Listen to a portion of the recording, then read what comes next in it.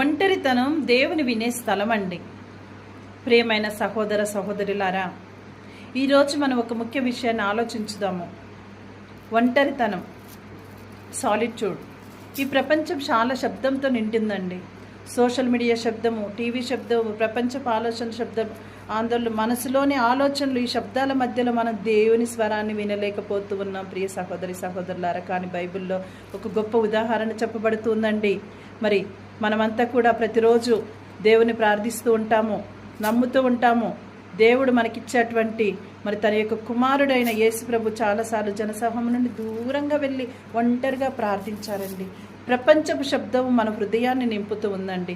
ప్రపంచం ఎప్పుడు కూడా ఏం చెప్తూ ఉందంటే, ఇంకా ఎక్కువగా సంపాదించు, ఇంకా ఎక్కువగా పేరు సంపాదించు, ఎక్కువగా వినోదాన్ని పొందు.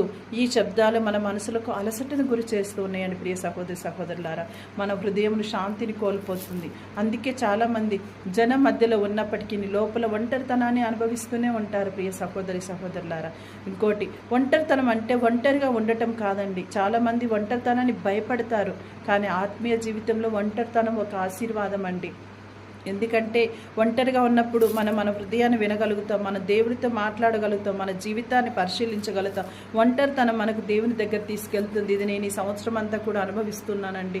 ఈ 23 సంవత్సరాలు నేను స్కూల్లో పనిచేసి శబ్దాలతో నిండి ఉన్నా. కానీ ఇప్పుడు సువార్త ప్రచారం కోసం ఈ మహారాష్ట్ర రాజురాలకు వచ్చి ఈ ఆదివాసీ ప్రజల మధ్యలో ఎంత ఒంటరిగానంటే మాట్లాడే వాళ్ళు కూడా ఎవరు ఉండరు. కాబట్టి ఒంటరిగా దేవునితో మాట్లాడగలుగుతూ ఉన్నానండి. ప్రియ సహోదరి సహోదరులారా, మరి బైబిల్ గ్రంథంలో ఒంటరితనం అనేది, దేవుని సేవకులు ఒంటరితనంలో దేవుని కలుసుకున్నారు.